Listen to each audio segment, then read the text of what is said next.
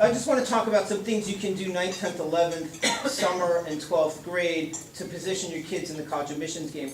A lot of people, parents say, well, 9th grade, what can you do? A few things that are really important. Number one, I already talked about standardized test prep.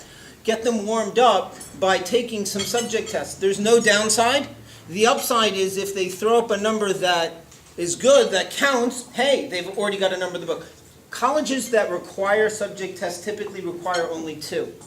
And you get 3-4 years to get those 2. And many do not require them at all. Many don't. However, I often counsel families, just because they don't require them doesn't mean you can't send them.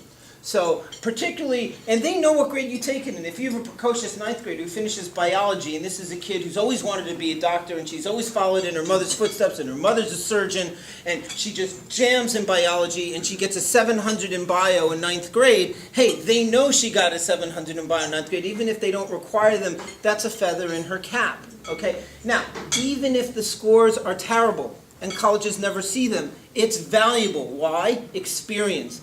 Taking high-stakes standardized tests is just like stage fright. The only way over it is through it.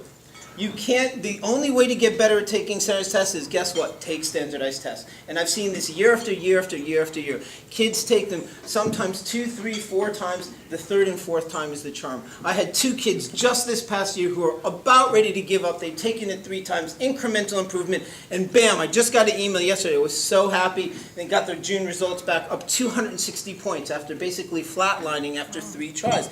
It takes what it takes sometimes. There's a learning curve involved. So you start early in 9th grade. By the time these kids get to be junior years, their heart does not begin to race when they get the bubble sheets passed out. Other kids, like the bubble sheets and their palms start to sweat. It's like Pavlov's dogs.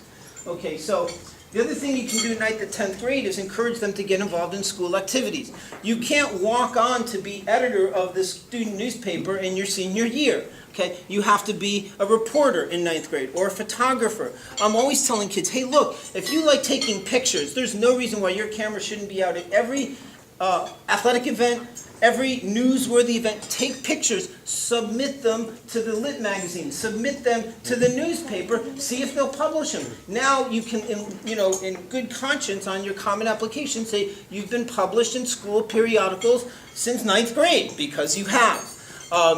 But you want to encourage them to get involved early, because I'll tell you something else that they do in the activities list. You must indicate which years you participated, 9th, 10th, 11th, 12th, PG. They're text boxes. Now they know how to read these things. If you've got 8 activities and 6 of them are just 12th grade or 11th, 12th grade, they're on to you, right? You're just trying to jump in at the 11th hour here. They want to see which of the activities that have been 9, 10, 11, 12. That's where this kid's interested, okay?